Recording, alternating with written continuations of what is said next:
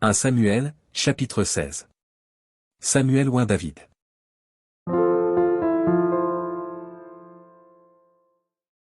L'Éternel dit à Samuel, quand cesseras-tu de pleurer sur Saul?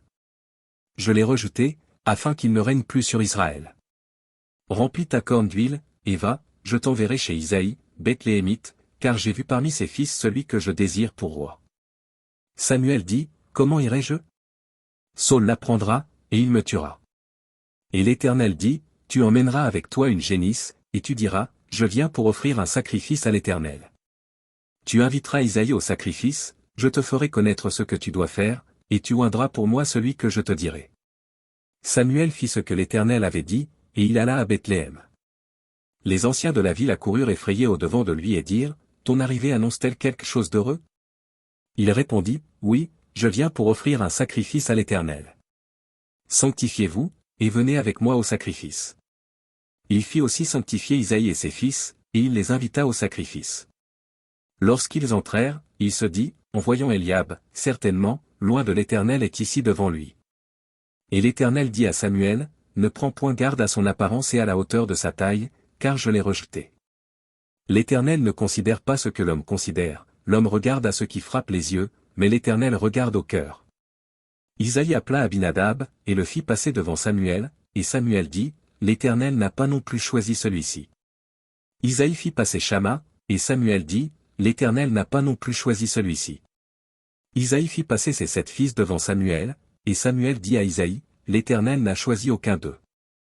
Puis Samuel dit à Isaïe, sont cela tous tes fils? Et il répondit, il reste encore le plus jeune, mais il fait paître les brebis.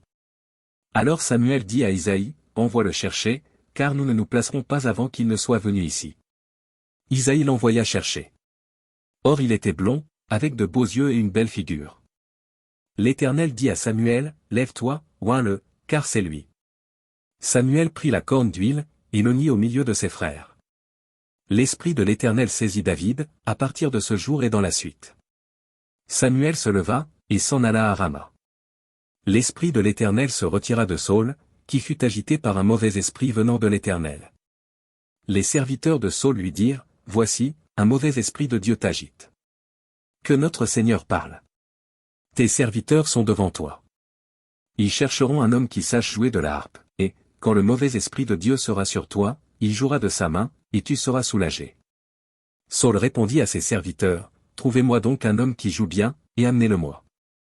L'un des serviteurs prit la parole, et dit, voici, j'ai vu un fils d'Isaïe, Bethléemite, qui sait jouer, c'est aussi un homme fort et vaillant, un guerrier, parlant bien et d'une belle figure, et l'Éternel est avec lui.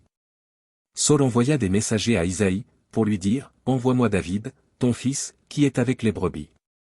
Isaïe prit un âne, qu'il chargea de pain, d'une outre de vin et d'un chevreau, et il envoya ces choses à Saul par David, son fils. David arriva auprès de Saul, et se présenta devant lui, il plut beaucoup à Saul, et il fut désigné pour porter ses armes. Saul fit dire à Isaïe, je te prie de laisser David à mon service, car il a trouvé grâce à mes yeux. Et lorsque l'Esprit de Dieu était sur Saul, David prenait la harpe et jouait de sa main, Saul respirait alors plus à l'aise et se trouvait soulagé, et le mauvais esprit se retirait de lui.